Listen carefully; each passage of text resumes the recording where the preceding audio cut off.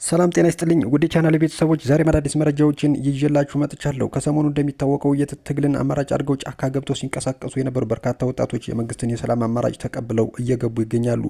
ዛሬም እንደተለመደው በመርጦ ለማርያምና አካባቢው ሲንቀሳቀሱ የነበሩና በጎንደር እንዲሁም በአካባቢው ሲንቀሳቀሱ የነበሩ እጅግ በርካታ ቁጥር ያላቸው ታጣቂዎች የመንግስትን የሰላም አማራጭ ተቀብለው መግባታቸውን መረጃዎች ይጠቁማሉ። በዝርዝር የምናያቸው ነው የሚሆነው። አብራችሁን ቆዩ። በአማራ ብሔራዊ ክልላዊ መንግስትና በአማራ ፋኖ ህዝባዊ ድርጅት ወይም አፋድ መካከል የተደረገውን የሰላም ስምምነት ተከትሎ በማዕከላዊ ጎንደር ዞን በወገራ ወረዳና አካባቢው በጫካ ሲንቀሳቀሱ የነበሩ ታጣቂዎች የመንግስትን የሰላም አማራጭ ተቀብለዋል። የማዕከላዊ ጎንደር ዞን ዋና አስተዳዳሪ አቶ አወቀ አስፈሬ የመንግስት የሰላም አማራጭ ለተቀበሉ አካላትም አቀባበል አድርገዋል። የሰላም አማራጩን የተቀበሉ አካላት በአማራ ብሔራዊ ክልላዊ መንግስትና በአማራ ፋኖ ህዝባዊ ድርጅት ወይም አፋድ መካከል የተደረገውን የሰላም ስምምነት ተከትሎ እንደገቡም ገልጸዋል። የሰላም አስቀድማችሁ መምጣታችሁ ለህዝባችሁና ለሀገራችሁ ያላችሁ ቁርጠኝነት የሚያሳይ እንደሆነ ዋና አስተዳዳሪውም ገልጸዋል። የአማራን ህዝብ ጥያቄ በብጥብጥና በጦርነት ሳይሆን በሰላማዊና በዲሞክራሲያዊ አኳኋን ለመፍታት መሞከር ተገቢ መሆኑንም አንስተዋል። የመንግስትን የሰላም አማራጭ የተቀበሉ አካላት በበኩላቸው ኢትዮጵያ እንድትበታተን ከሚፈልጉ ኃይሎች ጋር የሚደረግ ግንኙነት አጥፊ በመሆኑ ሰላምን መርጠናልን ብለዋል።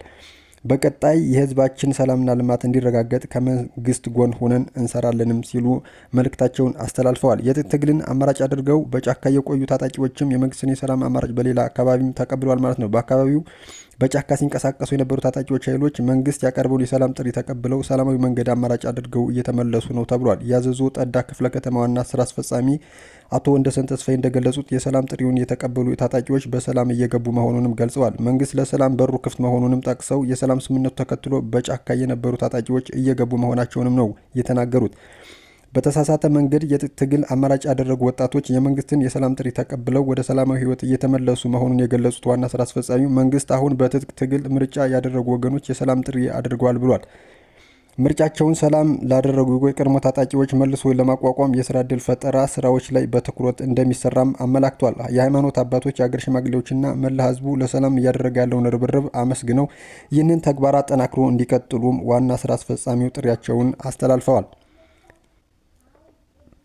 በምስራቅ ጎጃም ዞን በመርጦ ለማርያም ወረዳና አካባቢው የመከላከያ ሰራዊትን ምት መቋቋም ያልቻሉና የሰላም ጥሪውን የተቀበሉ የጽንፈኛ ቡድን አባላት እጅ ሲሰጡ የሰላም ጥሪውን ባልተቀበሉ ላይም እርምጃ መውሰዱን የክፍለ ጦሩ አዛዥ ኮሎኔል መብራቱም ኃይሉ አስታውቀዋል። ሰላማዊ ሰው መስለው የሚንቀሳቀሱ ግን ደግሞ ምቹ ሁኔታ ሲፈጠርላቸው ችግር የሚፈጥሩ ተጠርጣሪዎችን በቁጥጥር ስር የዋሉ ሲሆን ጽንፈኞች ተጠቀሙበት የነበረ 3 ሞተር ሳይክልና 47 ክላሽ ሌሎች መሳሪያዎችና ተተኳሾች እንዲሁም ቁሳቁሶች መያዛቸውን አዛዡ ገልጸዋል። በተመሳሳይ በሰሜንና በደቡብ ወሎ ዞን ተሰማርቶ የሚገኘው የመከላከያ ሰራዊት ጽንፈኛ ቡድን እጅ እንዲሰጥና የቀጠናው ሰላም እንዲመለስ ሰፊ ስራ እየሰራ መሆኑንም ተገልጿል። የሰላም ጥሪውን የተቀበሉ የጽንፈኛ ቡድን አመራሮችና አባላት ከነሙሉ ትጥቃቸው እጅ እየሰጡ መሆኑን በቀጠናው የሚገኙ መከላከያ ሰራዊት አመራሮችም ተናግረዋል።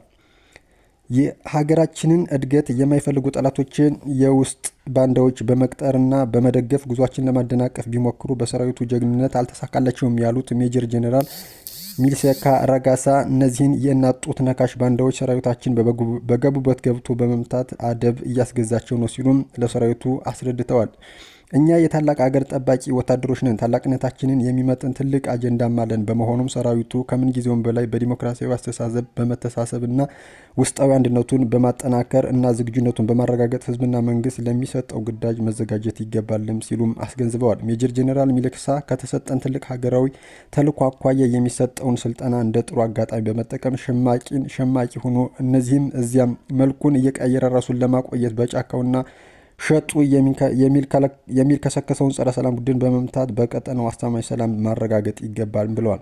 የቴዎድሮስ ኮር አዛዥ ብርጋዴር ጄኔራል ረድሽ ኢብራሂም በበኩላቸው ወቅቱ ወደ ሰላም የሚመጣውን ጠላት ለመቀበል ምንጊዜም ዝግጁ መሆናቸውን ገልጸው ትንኮሳ ለመፈጸም ብቅልም በሚሉ ህዝብ ጸር በሆነ ቡድን ላይ የሚወሰደው እርምጃም ተጠናክሮ እንደሚቀጥል ነው የተናገሩት። ውድ የቻናል ቤተሰቦች ለሰዓቱ የነበረ መረጃ ይመስላል። በሌላ መረጃ መለስ ነው የሚሆነው። እስከዚያው ግን ላይክ ሼር እያደረጋችሁ እንዲሆን አዳዲስ የሆናችሁ ሰብስክራይብ እያደረጋችሁ ቤተሰብ እንድትሆኑ ስል በአክብሮት ጠይቃለሁ። እስከዚያው ግን መልካም ጊዜ